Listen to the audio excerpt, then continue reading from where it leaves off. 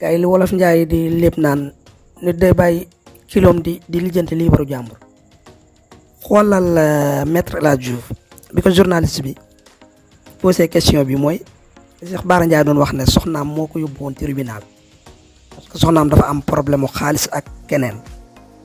Cheikh Bara Ndiaye bu am tuuti bi.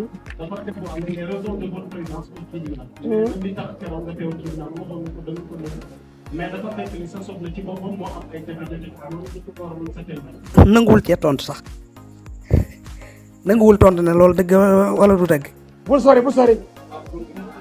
sa Bara Ndiaye. laaj ko Sonko fenn ko fanal. pourtant question bi lu simple la mënoon naa tontu ndax loolu dëgg la wala du dëgg mais xool ko ma ngi cee dugal Sonko di jaxase.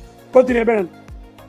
te moo ngi yàkkamte nag ñu bañ a continuer ci question boobu dégg li mu wax journaliste bi continuer beneen. continuer beneen.